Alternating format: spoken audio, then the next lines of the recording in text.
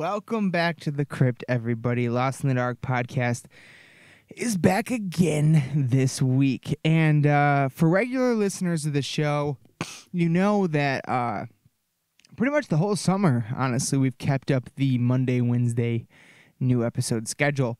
But these past couple weeks have just been Wednesday. And so for anybody wondering why, I just wanted to, in case you didn't catch it in the last episodes, these few weeks have just been crazy, honestly. Lots and lots going on. I'm moving next week, so the crypt itself is moving.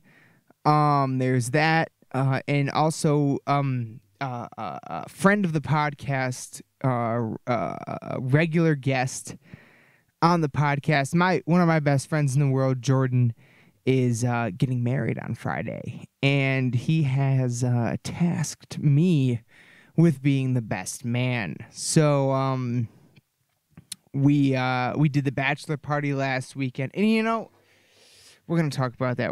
I'll get to that. But I just want to the very hectic time in the Lost in the Dark world, and this whole thing is DIY till you die. Between me, Preston is starting some new ventures. Aaron is also starting some new ventures. He just got a new job. Hopefully he'll be back on soon to talk about that a little bit. There's just been turbulent times, but not in a bad way, that's for sure. Lots of evolution happening right now, and it's interesting. Last week, I felt bad. I wanted to get out 2 episodes, but all I seemed to be able to muster up was that episode about Sebastian Bach, which, for me, that was really an amazing experience to finally get to see him live. For me personally, just because of the impact that first Skid Row album had on my life, and to see him play it top to bottom was a very, very special thing for me. Very special. Especially, it's the album's 30th anniversary. I'm turning 30 this year. It's one of the, you're not a kid anymore. When you're 29, you're still a fucking kid. But when you're 30, you're not a kid anymore. So, here we go. You know what I mean? Here we go. It's time for the big time, and I think that's what myself is doing, stepping up to the plate. With a lot of changes coming soon. So we look forward to that. The rum is good tonight. The rum is flowing. It's been a while since I've had a couple drinks, but I haven't been drinking nearly as regularly as I used to. It's nice. It's nice. Not a bad thing to have a little tolerance break once in a while. And the other reason I felt bad last week about not getting an episode out, this is I think something that could be relatable to anybody trying to start any sort of venture, whether you're wanting to start a podcast, if you're in a band, if you're, anything, really anything, is motivation. Motivation is a difficult thing. Some people, they can be motivated by external forces. You know what I mean? They can be, it can be January 1st, and for the next month they'll go to the gym, New Year's resolution, then they fall off. But for that month they went. You know what I mean? They'll watch the motivational things on Instagram and things like that. Like Joe Rogan always talks about Jocko, or David Goggins. That's the one, David Goggins. I personally am not that. It's hard to explain. I am not. Damn it. I don't know. I guess it's hard. It's just hard to explain. I'm more internally motivated. I'm someone who's internally motivated. However, I feel like I'm someone who's internally motivated, and I'm affected by a more indoctrination approach, as opposed to indoctrination or inundation. I don't know, one of those two words. As opposed to I seen a video on Instagram that makes you want to go jog. That's not me. That's not me at all. But What is, and this is just, I'm new to this, okay? But what apparently does affect me is long-term exposure. So I've been listening to Joe Rogan, for example, just as an example, for 3-4 years now. And in that time, I've heard virtually every episode up to date. There are a handful I have not listened to, but I've heard pretty much every episode to date. And it's just like over time, when you hear enough scientists and fucking professors and people that are experts in their fields talk about health and this and that and all that stuff, it, at least for me, had an effect. You know what I'm saying? And I don't talk about it very much on here. I don't like to talk about it very much. Even when people say positive things to me, I kind of shrug it off. Yeah, I don't like to talk about it. But that, you know, I pretty much, between Kevin Smith, granted he had to have a heart attack to kick it in, and I want to be very clear here, I am not vegan. I eat fucking meat, and I believe everybody, I think human beings should consume both meat and vegetables. I do, however, despise factory farming because I fucking love animals. So go fuck yourself. They should not be kept in fucking pins and cages. I do my best to not support that industry. However, it's hard when you're on a limited budget. But I do my best, and I do not support the existence of that industry. However, I think humans need to eat meat. But anyway, besides the point.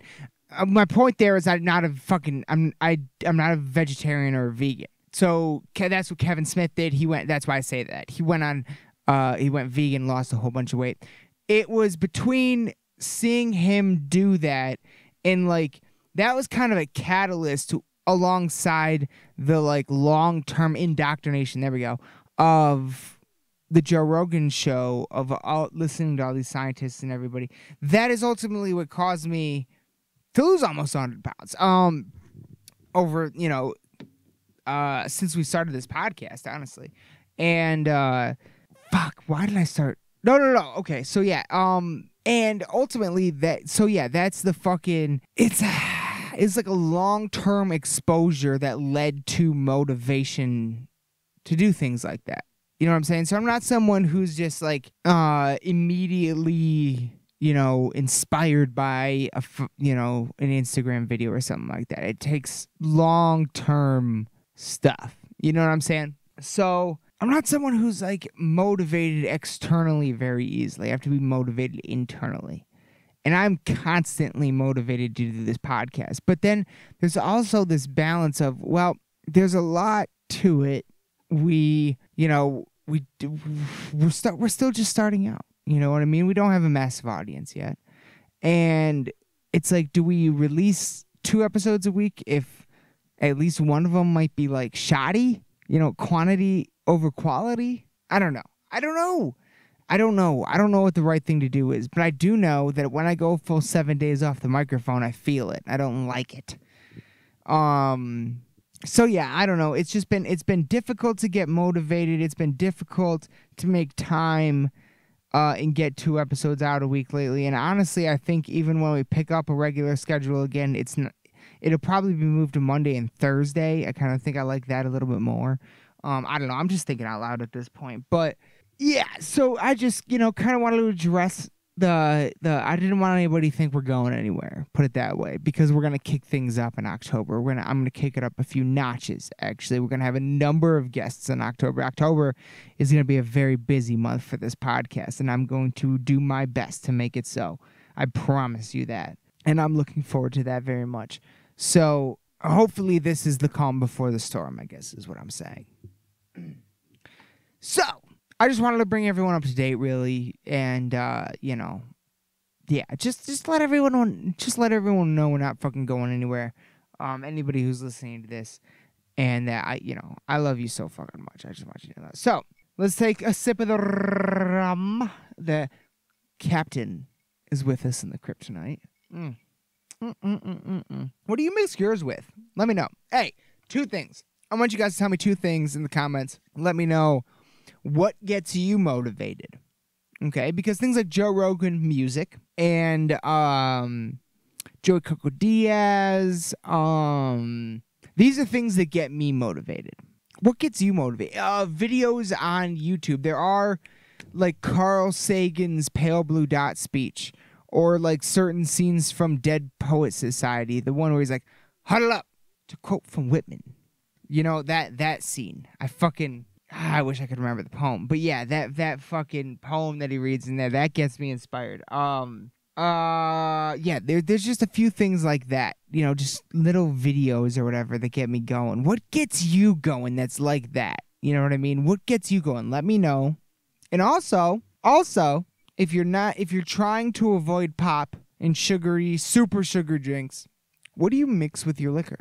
Let me know. No, I've just kind of been sticking with juice because, yeah, it still has a lot of sugar, but at least it doesn't have the high fructose fucking corn syrup, which, look, I went to Europe this past summer, and they don't have high fructose corn syrup in their shit, and let me tell you, our shit tastes like fucking garbage in comparison, okay? You want to go fucking drink a fucking Coca-Cola and go fuck yourself, because it tastes like ass water compared to what they got over there without the high fructose fucking corn syrup. Pisses me the fuck off.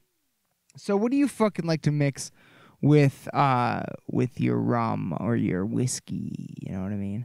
Let me know. Let me know in the comments below. So let's you know what? Let's welcome the Grim Reaper into the crypt as well. Here we go. Oh my goodness. Oh my goodness. Here we go. It's Tuesday, motherfuckers. Well, I guess it's Wednesday by the time you're hearing this. It's Wednesday, motherfuckers, and we're getting into it now. We're getting real lost in the dark. So, I guess I got some news stories I want to talk about, two quick ones, and then we'll get into some other things. Now, late last week, big front page news. I mean, you know, we don't really have front pages anymore, but news everywhere, all across the internet. I was seeing it. I could not believe all the sources that were reporting this information. It blew my mind. It genuinely blew my mind, because I never thought I would see legitimate news sources reporting things like the U.S. government didn't mean for these UFOs videos to be leaked to the public. The United States Navy has confirmed that unsettling footage of UFOs that emerged over the last few years is real, and they never meant for the video to be seen by the public. This information in this article in particular comes from IFL Science, something I find pretty reputable. If I'm wrong, let me know, but this is one of my main sources.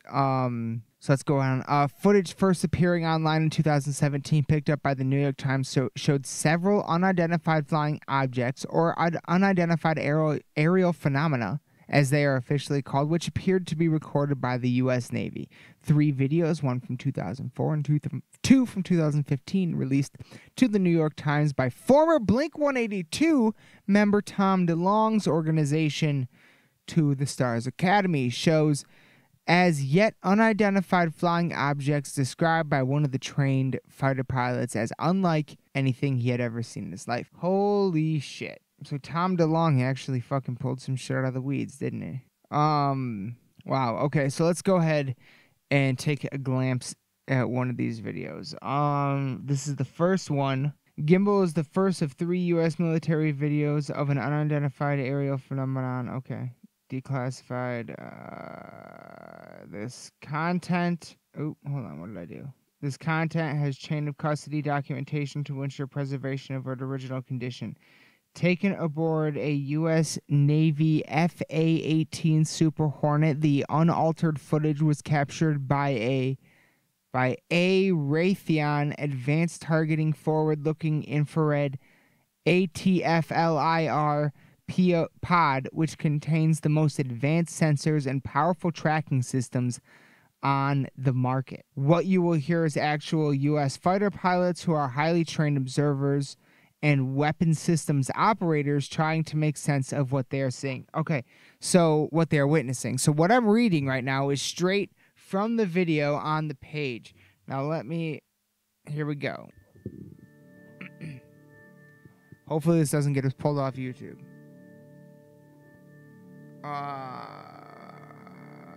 Okay.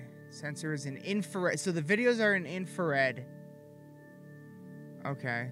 And it's breaking down like degrees and the numbers we're seeing on the screen. So it's actually breaking down what we're seeing for the layman, because these are taken off of a fighter plane, and most people don't understand what they're looking at exactly.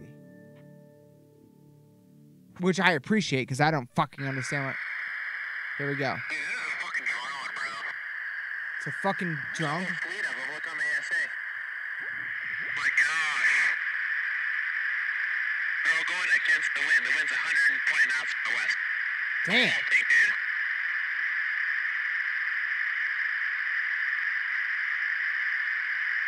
It's just a thing flying above the clouds. That's not our LNS, though, is it? It's not. That is an LNS, dude. Well, if there's like another thing. It's not like spinning. It's rotating. That was weird. That was weird as fuck, actually. Okay, that's the end of that video. Okay, so what do we got? There's another one here. Official footage to you from the Stars Academy.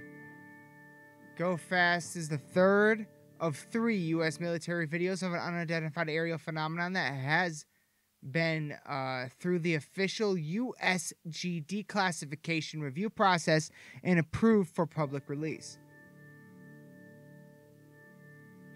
This content has a chain of custody documentation to ensure its original condition. Taken aboard, Bob. This is all the same. This is all the same stuff I read for the last one. Same. What? Yep. Wait. What you will hear is actual U.S. fighter pilots who are highly trained observers and weapon systems operators in an excitement state over the experience. An excited state over the experience. And then they're going to break down the display for us again. I don't need to see that again. And footage starts now. Ish.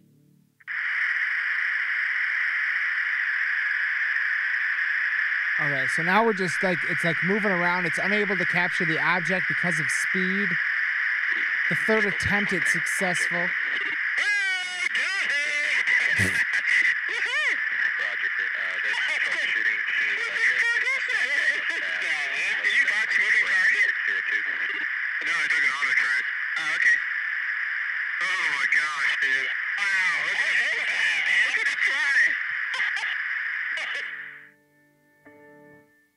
So these are pretty short videos. Clearly, they have no idea what they're looking at. It's moving in ways that don't make sense. I can tell, quote, I can tell you I think it was not from this world. I'm not crazy, haven't been drinking. After 18 years of flying, I've seen pretty much about everything that I can see in that realm, and this was nothing close. Retired Commander David Fravor told ABC News of the unidentified object he saw back in 2004. I've never seen anything in my life, in my history of flying, that has the performance, the acceleration. Keep in mind, this thing has no wings, end quote. So, wow.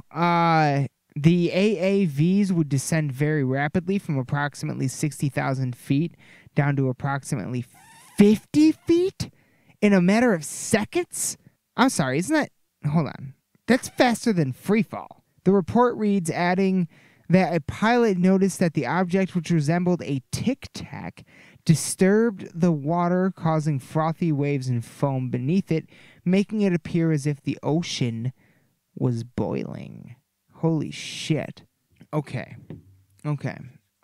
So according to these reports, which the United States government in this past week has said it's fucking real.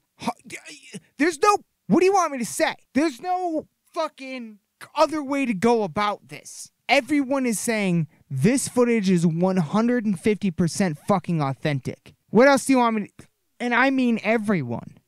Even the people that originally never wanted it released to the public. Question number 1. Why didn't you want to release to the public? Does that mean there was a lot of... That heavily implies there was a lot of other footage that you have that you don't want released to the public. That's what that implies to me. And I think, in my opinion, any rational sovereign citizen. So there's that. Number one. Number two, everybody agrees it's real. Number three, what are we looking at? Okay, what are we actually looking at here? A tic-tac shaped object. Tic-tac. A tic-tac. So a cylinder, a three-dimensional cylinder that causes water to boil and can move in ways and at speeds currently not known. Now, my question, how big is this thing? Did anyone get a size? Not seeing anything here. I'm not seeing anything there for a size. So, but now,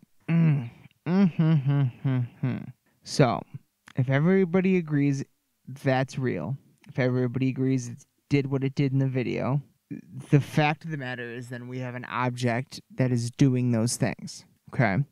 So the question then becomes, what is that object? Or I guess, the question could be, what are that object's origins? Look, for me, okay, look, I want nothing more than for this to be 100% confirmed existence of extraterrestrial life visiting our Earth. Because then not only does that mean we are not alone in this infinite, vast dark that we currently are in, all alone on a speck of dust in an infinite, endless ocean of black. If we're not alone in that, that's awesome. That's awesome to me. Now, I already don't necessarily think we're alone. The question is, has anything visited Earth? Because for that to have happened, the technology required is vast beyond ours. And even with vast beyond our own technology, it's still unlikely that anything would have ever come here. Now, people say, why? Well, the reason for that is because, well, at least based on our current understanding of technology, and I'll give you that, there are only certain ways to detect if there is light on a planet, A, and B, things like light and radio waves travel at a certain speed, okay? So if something is 10 million light years away, but has but has life on it just as advanced as us, if not more, when they look through their telescopes towards Earth right now, they're seeing 10 million years in the past. They're seeing an uninhabitable planet, okay? So in order for anything to want to come here, they have to be relatively close in order to see that there's active life here, unless they have super advanced technology which can, somehow predict what, or something like that. I don't know. But so yeah, there's a big problem with an alien civilization more advanced than us even having the ability to see that there's life on this planet. Unless, and this is one big theory, nuclear bombs. Because there are things, molecules projected by atom bombs that may move faster than light, which may attract an extraterrestrial civilization. Because they may look at that as they've gotten to that point. You know what I mean? So there's that. But the biggest issue with aliens being here and that being an alien craft is our simple current understanding of science that kind of prevents it making sense. Now, what seems to be, Occam's razor in this situation, to me, is that we here on Earth have developed extraordinary drone technology that has not been yet released to the public or to people like Navy fighter pilots, and who saw maybe a test flight of something of that nature, So, unidentified flying object, yes. Alien, extraordinary claims require extraordinary evidence. As much and as badly as I want to believe extraordinary claims require extraordinary evidence. So that's what I want to see more than anything is what it is. More declassification, more. Because if there is just like a million videos just like this that they have of stuff like this, then we're talking. You know what I mean? Like, then there's what the fuck actually is going on. You know what I mean? It's a numbers game at that point. So I wanted, I just definitely, I had never seen UFO news get so big. It's been a long time since I've seen anything like that. So I definitely wanted to talk about it on here, because it's, you know, it's something that fascinates me to absolutely no end. And has fascinated me since I was a child and will continue to fascinate me to no end. And for the record, the 1 year, the first year in my life, I happened to get out of the United States, let alone to somewhere as far as Scotland, let alone to somewhere as unique as the Loch Ness itself. 2019 also happens to be the largest sighting year of the Loch Ness Monster on record.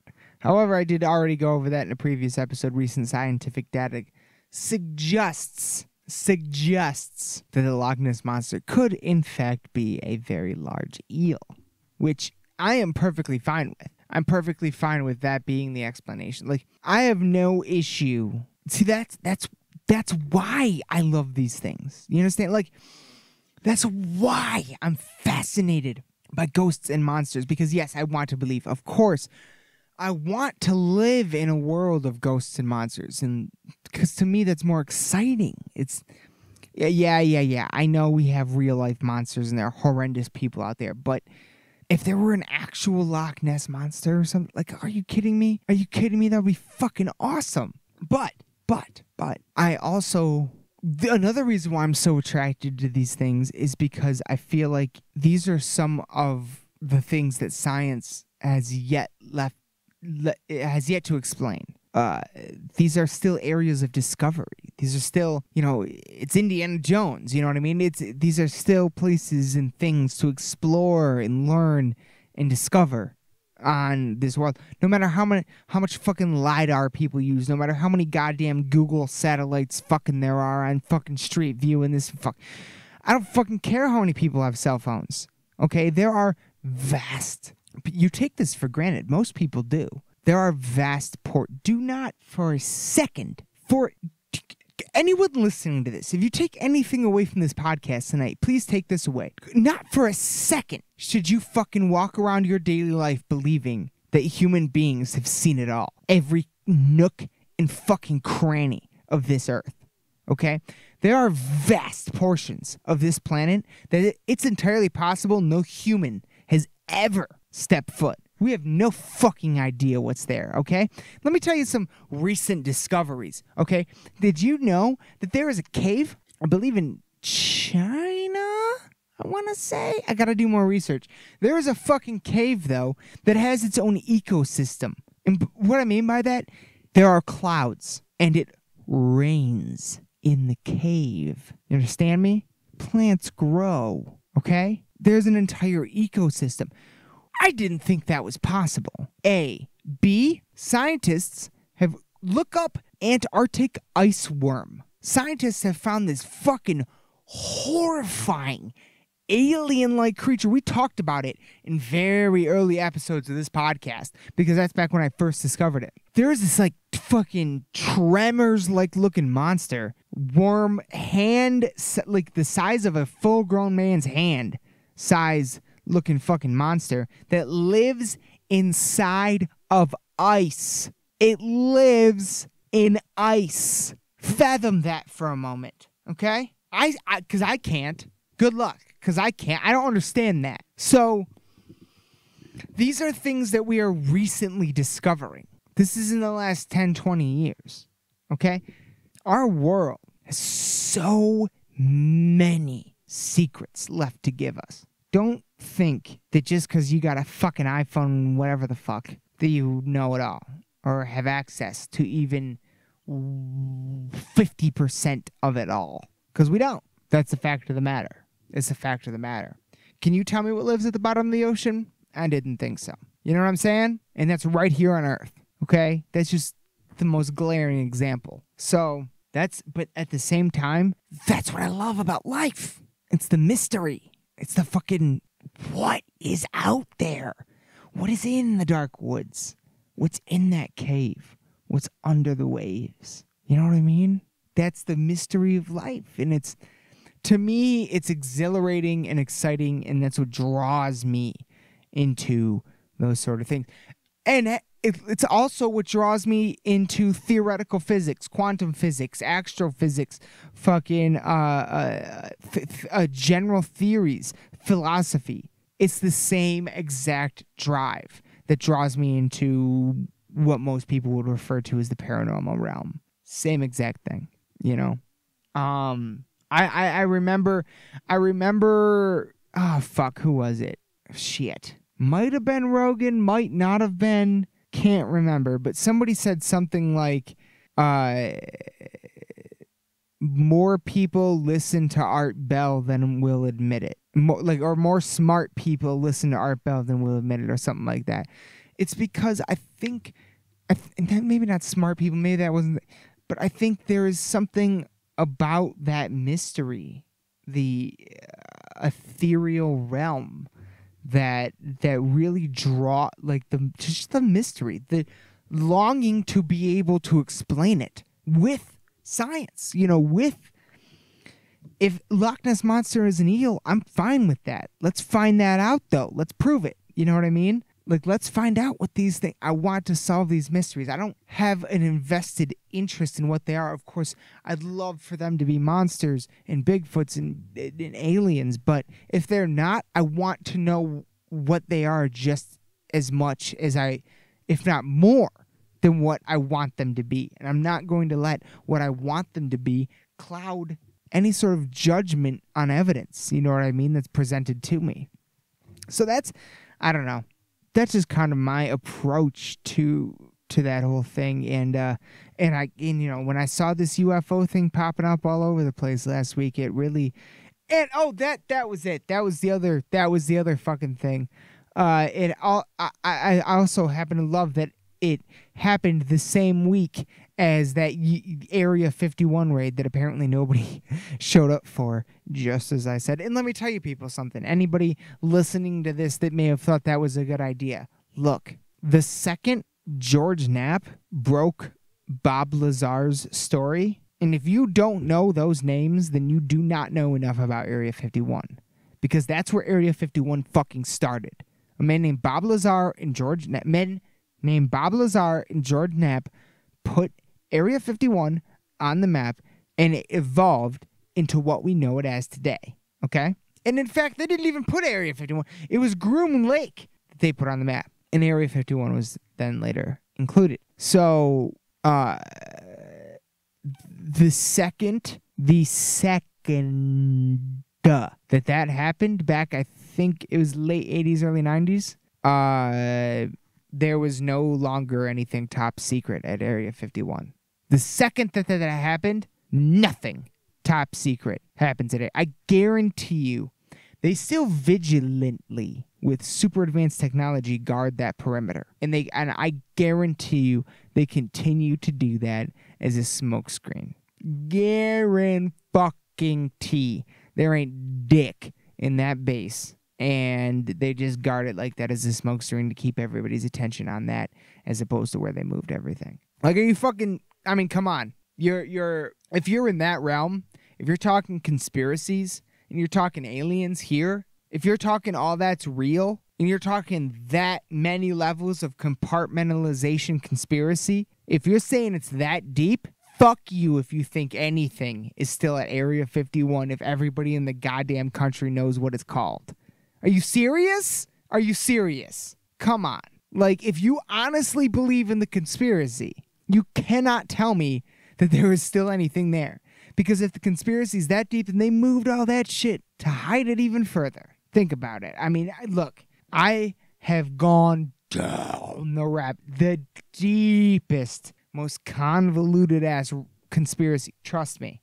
Trust me. I'm not speaking from, when it comes to conspiracies, I'm not speaking from, that is one place I will confidently not speak from a place of ignorance, because I have gone down the rabbit holes and I've come back the other side going, you know what I mean? I've gone through believing them and then not believing them in the whole process, okay? And where I land, you know, if you believe it's that deep, then the shit that was there, if there are aliens here, they're in a goddamn, it's not even a base. It's got some code name you've never even fucking heard of. Guaranteed. That's 101 conspiracy common sense as far as I'm concerned. So, yeah. That whole raid on Area, you know, I love the gesture. I love that there are that many people that are interested and want answers and are that still feel some pull to the mystery. I think that's a really good thing. Like, that's, I can relate to that, of course. But, you know, that's not the way to go about it either. Of course. It's declassification. It's understanding what declassification actually means. And, you know, shit. I'm going to try to find a name one second. Okay, her name is Annie Jacobson. She's an author, and I've heard her on multiple podcasts, and she's talked about what's gone on at Area 51, in strictly through the declassification and all that stuff. And what it was is, like, okay, I think a big, like, she hit the nail on the head for me when she was talking on us. Specifically, I Want to Talk D. Snyder's podcast. Go find that. The Annie Jacobson episode. I don't, it's episode number 6. No. Episode number 5 of I Want to Talk with D. Snyder. She's also been on the Joe Rogan podcast. Listen to her, because look, because what you got to know is when Freedom of Information Act. In order to get the documents that you want through the Freedom of Information Act, you have to actually know what they're called. Okay, you can't just go to the people, request the Freedom of Information Act of all documents on Area 51, because those don't exist. The government doesn't call it Area 51, all right? Like, you have to actually know specifically what documents you want in order to get those documents, okay? So I think that is a big part of the reason why more information doesn't come out. And if you read her fucking books and hear what she has to say, it makes a lot of sense to me, even in relation to Bob Lazar's actual story, okay? Not the conjecture based off his story, but what the words that actually come out of his mouth. And if you want to know what those are, watch the documentary recently released on Netflix, Bob Lazar, Area 51 and Secrets of UFOs or something like. Very big on Netflix right now. And listen to the episode of Joe Rogan where he actually got Bob Lazar, which is an insane. If you don't understand the gravity of Joe Rogan being able to get Bob Lazar to talk on a podcast, then you don't understand the gravity of the situation. Because that is an even bigger, arguably an even bigger get than Elon fucking Musk. Okay? So it's insane. It's insane that he got Bob Lazar. So, and it's also insane that this guy Bob Lazar let this guy do a documentary on him. Because this guy does a bit of a recluse. Does not do things like this. Okay? And his story has never changed. In his story, he never saw any fucking aliens. Period. End of conversation. He never saw any. Okay? And what he did see was technology that he did not believe that we had yet. That's what he saw. Okay? So, he saw a craft. So the question is, did he see an extraterrestrial craft or or were we more advanced in our super secret government technology earlier on, where we far, far more advanced than we currently, like, basically, did the fucking scientists at Area 51 have what is essentially equivalent to a laptop now back then? You know what I mean? Like, did they have the super advanced technology back then, or was it extra? That's the question. Not, you know what I mean? So if you actually listen to what is said and don't draw conjecture, if you listen to the straight words, Bob Lazar's story could still match with Annie Jacobson's reports and what she has reported. So, all right. I've talked enough about UFOs for the night. I'd never see, it's been a while since I've seen a story that big about them, and so I wanted to reference it. So, moving on. For example, let me know in the comments, what have you all been listening to lately? I'd like to know, because I got a new CD, and I'm proud of it because it was a hard get. It came out this year. It's from a brand new band. Well, I don't know how brand new, but this is their first full length, and they're from Brazil. This album has not had an American distributor yet, so this album is actually not available in the United States. I had to go on to Discogs to get it. Shout out to Polymorph Records for supplying it. The band I've mentioned a few times before is called Savages, Savagez. The album is New Dimensions. They are from Brazil, and this album is I genuinely feel like okay. How can I say this? If I were to write my first album, this is almost exactly what I would want it to be. Like, the riffs, like everything about it, the clear influences that you can hear from Lamb of God to Sepultura to fucking Iron Maiden, like the clear influences in riffing and galloping and vocals that you can hear, it's insane. It's insane. Like I'm so fucking in love with this album. I'm so happy I was finally able to find a hard copy. And and I'm happy that the fucking hard copy came with an actual lyric booklet. I'm going to be able, literally, like, when I'm done with this, I'm going to sit down, I'm going to read through the lyrics, I'm going to listen to the album, and then record my review, because I've been listening to it for a few days now. I'm going to record a review tomorrow. Hopefully we'll be out by the end of the week. Because, okay, so there is a small chance that there will be one more episode before the end of the week, but I'm not sure yet. This could be the only one besides the review, because I'm recording this technically Tuesday night, Wednesday morning. It's 1:33 a.m. on Wednesday. This will be released this morning. By the time you all wake up, this will be out. There might be one more on Thursday. Slim chance, put it that way. Slim chance there will be one more episode tomorrow. But there will definitely be a review of Savage's New Dimensions out at the end of the week. The reason why I'm so unsure about a new episode Thursday is because I will not be here Thursday. Because I will be heading up to Mackinac Island with one of my best friends in the world, Jordan, and his fiancée, soon-to-be wife, Gabby, and I'll be going up there for their marriage on Friday. I'll be back in Lansing on Saturday, and we will be Aaron and I, longtime host of the podcast, love you, buddy, will be attending, oh my God, a show that I cannot even begin to describe to you how excited I am to see. We will be seeing the Black Dahlia murder live in Lansing. I cannot believe those words are coming out of my mouth right now.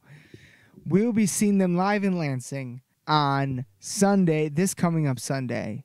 And you can bet your ass there will be a episode after that. At the Loft in Lansing. No one comes to Lansing. No one, let alone one of our all-time favorite fucking bands, the Black fucking Dahlia Murder.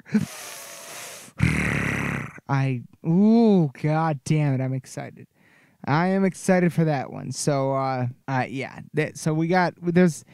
That is why there might only be one more episode, this episode this week on top of the review, as opposed to the normal schedule of 2 episodes a week. Because there's a lot going on, and then next week I am moving. I'm actually moving. So of course there will be an episode about the Dahlia show. Will there be more? I'm not sure. I do not know how hectic that week is going to be yet, but we'll see. Put it this way, we'll see. And put it this way, the Lost in the Dark podcast is on my mind 24/7. So, whatever it takes, there's going to be some good episodes coming. So let's, I guess get to the last thing. Oh, no. One more thing I wanted to talk about before I get to that. Hold on. One more thing I want to talk about. One last thing I wanted to talk about. So I recently, with the news of, the El Camino Breaking Bad movie coming to Netflix, I became ecstatic because Breaking Bad was one of my all-time favorite shows. 5 seasons of absolute fucking perfection. A concise beginning, middle, and end storyline that these are the kind of shows that I love. And I agreed. I always loved Jesse, and I never thought that ending was quite right for him. So the idea of this coming out excited me beyond belief, to the point where I went back and literally rewatched all 5 seasons of Breaking Bad in preparation. And I've even given Better Call Saul another swing, and I'm a few episodes into that. So, like, the first few episodes came out, I wasn't that into it. But now, I don't know. I'm coming into it. But today, the first full-on trailer for El Camino came out. And I've watched it 50 times, but I'm going to watch it again right now. It literally, what I think this trailer is showing, literally, obviously, and quite frankly, I hope what this is showing is the opening 4-minute, mostly the opening 4-minute montage of the movie itself, okay? Because it shows Jesse, cops driving by, probably on their way to where Walt is, Jesse hiding in his car with a gun up, and then it shows him back at his house. That's a knock. The door opens. It's Skinny Pete. He doesn't know who it is at first, but then he looks again, and he realizes it's Jesse.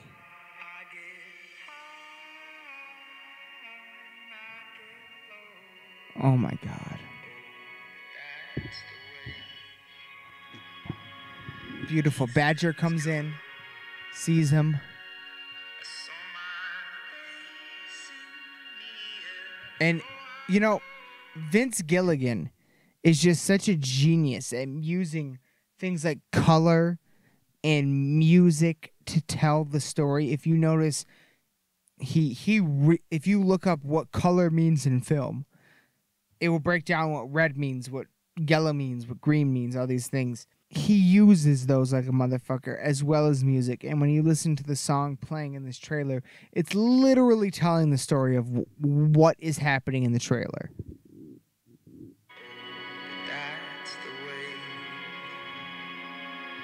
these things go. I saw my face in the mirror.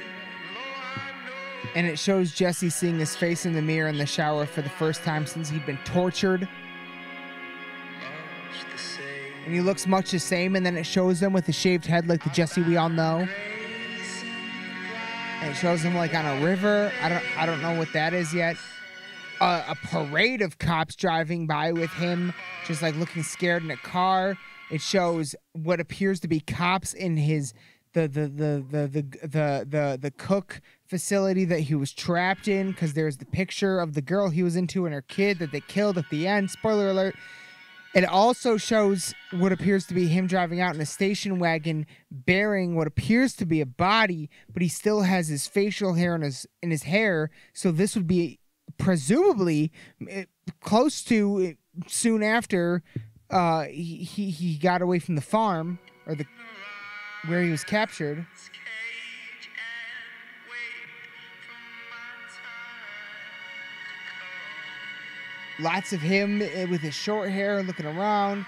He has the beetle on his hand like the bug. In the old episodes, there's a junkyard with his picture. I don't know what that is. He's like, looks like he's trying to set things on fire here. Cops moving around. And then, yeah.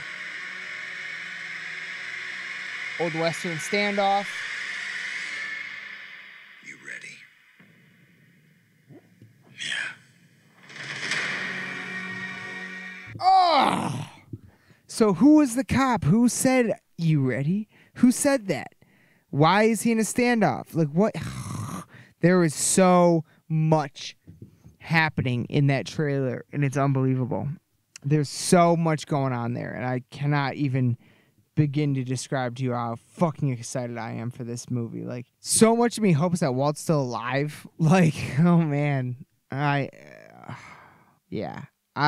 Amazing trailer. I have absolutely no doubt that it's going to be absolutely phenomenal. Based on what, because, okay, so let's look at Breaking Bad comes out, and then Better Call Saul comes out, and I'm watching Better Call Saul right now, and it, in so many ways, feels like Breaking Bad. It really did a great job at capturing that feeling. So I have no doubt they'll be able to do it again, and I'm just so excited to be back in that world and see those characters again. It's one of my all-time favorite shows. So, on to the final topic of the evening, the bachelor party. Jordan and I had a bachelor party. Now, I struggled with this. What do I do here? You know? Do I throw... Now, most people would say I'm supposed to throw him the bachelor party that I want.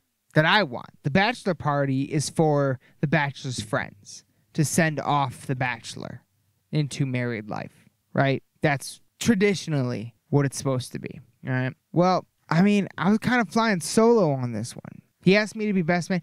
There is no wedding party. There was the groom, the bride, the best man, and the bride, the maid of honor. That's it. There are no groomsmen and there are no bridesmaids. And for Gabby's bachelorette party, it was just her and her maid of honor. They went down to Chicago and fucking had a good time. You know, did whatever. So when I asked Jordan repeatedly, you know, many times, what kind of fucking bachelor party he wants, he was like, I don't know. He said he didn't, like, repeatedly told me, he's like, I just want to fucking hang out with you, man. I don't want anybody else there. So I didn't really know what to do. Like, what do I do here? And then, it took me a while, but then it finally got to a point where he's like, man, I just wish there was, like, a show or something we could go to like that. And I was like, well, actually, because I am the ticket master, I happen to have tickets the weekend before your wedding for a comedy show. What if we went to that, got a room, turned it into a whole night, turned it into a thing? He's like, actually, yeah, that sounds fucking awesome. That sounds like exactly what I want to do. So Jordan and I this past weekend went and saw two comedians at the Kalamazoo State Theater, which is it's the first time I've ever been to that venue. Fucking gorgeous on the inside. Really beautiful venue. The two comedians we saw. First one up, Dave Williamson. Follow him on Instagram at Dave W Comedy. Twitter, Dave W Comedy, and podcast. He has a podcast called Meet Dave, MEAT Dave, and that makes sense to you if you follow Bert Kreischer on Instagram. Bert Kreischer is the comedian he was opening for.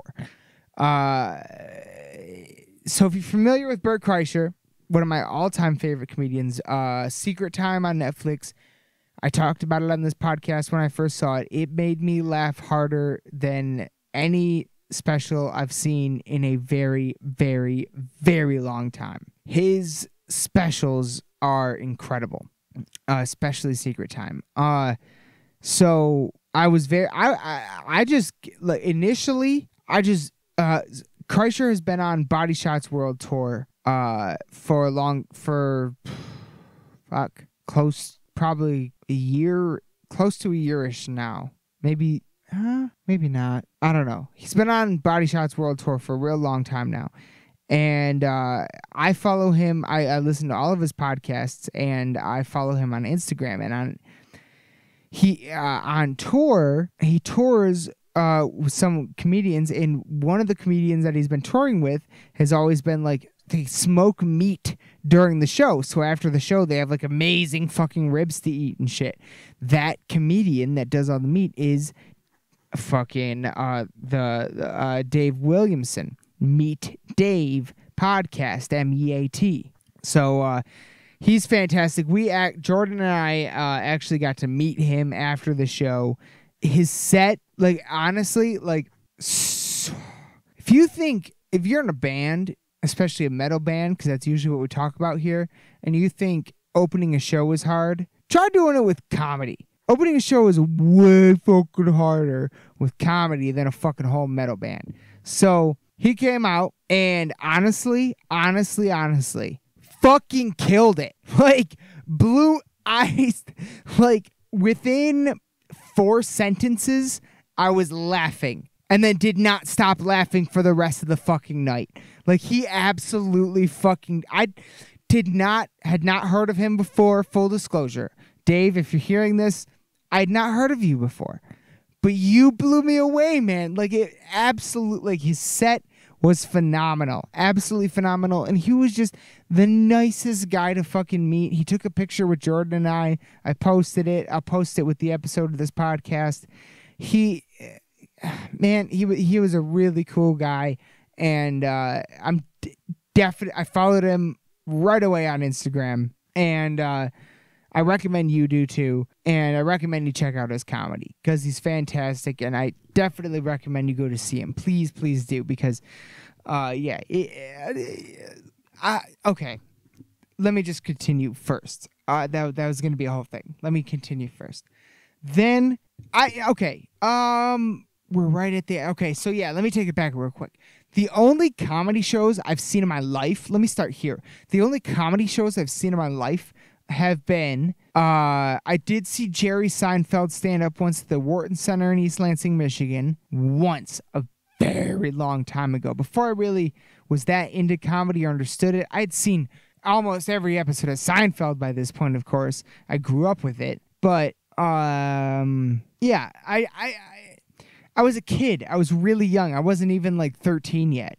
So I didn't really understand it. And I was used to watching Seinfeld and seeing him live. He didn't look the same, so it was kind of weird to me. I don't know. Like, I'm not saying anything negative about Jerry fucking Seinfeld right now. I'm just saying when I saw him at such an early age, I didn't really understand it. It didn't have much of an impact on me. Then later on, I saw this incredible... And when I saw these people, it was long before... Like, I didn't recognize many of them. Nobody really knew who these people were. But Will Ferrell once did I knew Will Ferrell, of course. Once did a Funny or Die comedy tour, which came to East Lansing, and I got tickets for. So Will Ferrell was here, and he kind of, like, opened and hosted the show in between Zach Galifianakis, Dimitri Martin, and Nick Swardson. Like, modern day giants that at this point in time, this was like 2007, maybe 6, somewhere in there. So before they were big, before they had shows, before they had movies, before Hangover, before all that, Will Ferrell already had Anchorman because he interviewed the head coach of Michigan State University basketball, Tom Izzo, as Anchorman on stage that night, which was pretty awesome. But as a Michigan State fan, because I fucking grew up here, my parents went here, blah, blah, blah, blah. And I went there. I guess I should mention that too. So that was incredible to see. But again, at the time I was seeing it, I didn't really grasp what I was seeing. This time I did. And this time it was real hardcore comedy. And I think a part of that is because the other 2 times I was in very large theaters. As a matter of fact, the Funny or Die comedy tour was at the Breslin Center where the Michigan State That's where they play basketball. That's where MSU plays basketball. It's a huge fucking place, and I was up in on the fucking upper bowl. You know what I'm saying? That's not the same as an intimate comedy setting. So there's that. So I would argue that this was the first, not counting just in terms of, I guess, venue. This was as close to I have gotten ever to like a club show, to an intimate comedy setting, okay? And it was such a unique experience for someone like me because I'm so accustomed to live performances. I've been to so many concerts, specifically heavy metal concerts. I like when I go to a metal show, I know the flow. Like I know what's going to happen and when it's going to happen. You know what I mean? At a comedy show, I'm not familiar. This is a whole new environment for me. This is a whole new crowd. I don't know how the crowd reacts. I don't know what to do at certain times, this and that. You know what I mean? So it was a very interesting experience for me. And usually when I go to different types of shows, specifically what I'm referencing here are other types of music shows. So shows outside of the heavy metal realm, I'm more often than not, sometimes I'm surprised, but more often than not, I'm disappointed and regret going because it has nothing to do with the performers, more the audience. It's typically, like I mentioned in the last episode, it's Sebastian Bach. I was one of the only ones whipping my fucking hair like a motherfucker. You know what I'm saying? What is that? You know what I mean? Like, I feel like I'm the only one going as hard as everyone should be going. You know what I'm saying? So, but this comedy show, it's a whole new thing. So, there's no hair whipping at a comedy show. There's no headbanging. So, I didn't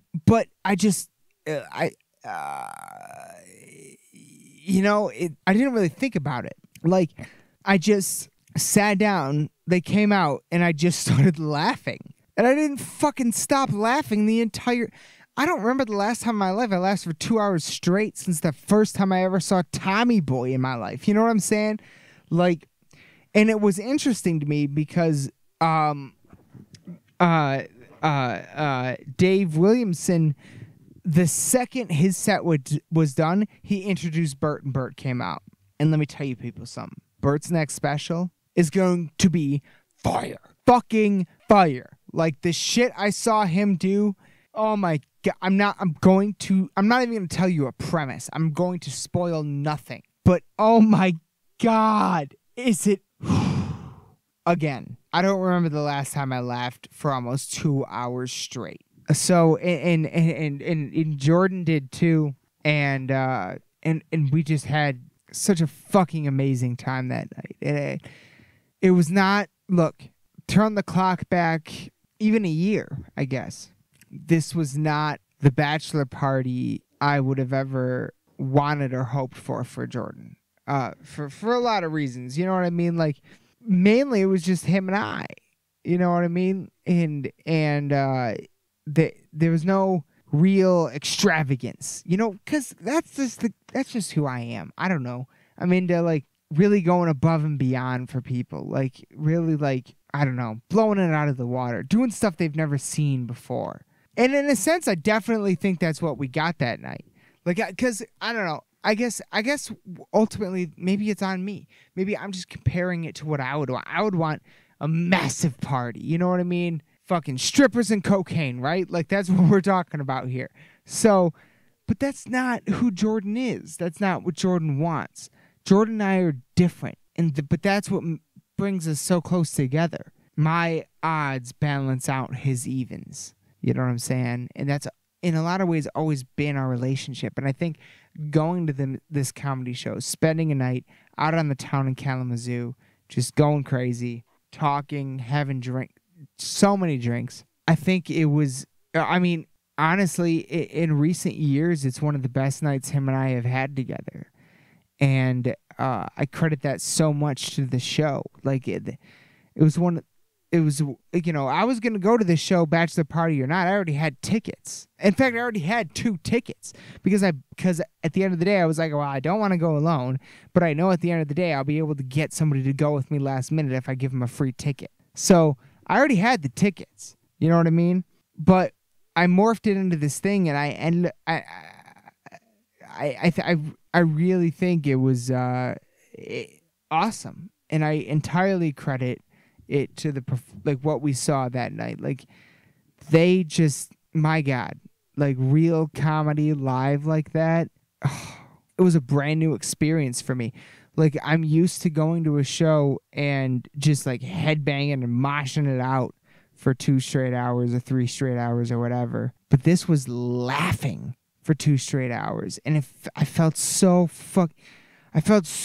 good and re-energized and just happy afterwards. It's like a drug. Like, it was unbelievable. And I'm just like, I'm going to as many fucking comedy shows as I can now. Like, that, it just ignited something in me. Like, I've been listening to all their podcasts and everything for so long, and now I'm just like ignited to go to all their fucking shows, like as many as I can fucking afford. So, yeah, like, oh my God, just thinking about it, man. Like, it was some funny shit was said that night, and I can't wait for you all to hear it on the special. But I'll tell you this, a lot of it he went off script for our show in Kalamazoo. So I highly recommend going to see them live when you get a chance, because they'll do shit live that you'll never see recorded. And it's a one-time experience. It really is. And it's a very special experience. And I just thank so fucking much to Dave Williamson. Follow him on Twitter. Listen to his podcast, Meet Dave, MEAT Dave. And follow him on Twitter and Instagram at Dave W Comedy. He was phenomenal. And please check out, if you haven't, for whatever reason, Bert Kreischer. Unbelievable comedian, unbelievable podcaster. Follow him on Facebook and Instagram and everything. Especially, I follow him on Instagram. His Instagram stories literally make me fucking laugh every single goddamn day. So, and anytime you have something like that, anytime you have something that can make you smile every day, do not let that go. That is a special thing. So, yeah, I just want to talk about that and our time at that show. And the UFOs, obviously. And yeah, so maybe they're, fingers crossed, I'm just going to tell you, Aaron and I will hopefully hang out tomorrow. Fingers crossed we'll do an episode. Fingers crossed we hang out at all. If that happens, it'll come out on Thursday. If it doesn't, I'm very sorry, but regardless, I promise you, I will be doing a review tomorrow or later today, however you're looking at it, Wednesday, for the new album, New Dimensions, by the Brazilian band Savages. Look them up, for the love of God. Look them up. Savages with a Z. Look them up. And I will be reviewing that album, and that will be out hopefully Thursday or Friday while I'm gone up north and for the wedding. And then back Saturday. Sunday is Dahlia. And hopefully by Monday or next Tuesday, I'll have a new episode out for you. So, and next week I'm moving. So lots of hard hitting, lots of movement, lots and lots and lots fucking going on right now. So I apologize if anything gets left out, but I absolutely promise you, if anything does, after next week, we will be hitting the ground fucking running. I absolutely promise you. So, that's all I got. That's all I got. I just, absolutely from the bottom of my heart, I cannot. I know it was just part of the tour, and I know that like Dave and Bert Kreischer like didn't fucking like, they don't know me. They have, you know what I mean? Like, they have no fucking stock in anything I'm saying or anything like that. But like, what it means to me to have gone to that show with my best friend on that weekend before his wedding for his bachelor party, and to have had such an amazing time and experience at that show because of these comedians. I mean, from the bottom of my heart, it just means the world to me that you guys came here, came to Michigan, came to the small town of Kalamazoo right after two sold out shows in Detroit. It just, yeah. If you're hearing this, from the bottom of my heart, thank you so much. Love you to death. It absolutely meant the world to me. And Dave, you have a new fan in me. And Bert, I will, continue to listen to every podcast, and I will never, ever miss a Michigan date again. Same goes for you, Dave Williamson. And on that note, I guess I will end this show and this podcast, this episode. Fuck me. I think this is 96. Jesus fucking Christ. We're getting up there. People. And we'll be making waves soon because I'll be getting on some new hosting services and etc. But yeah, so for now, we're going to end this one.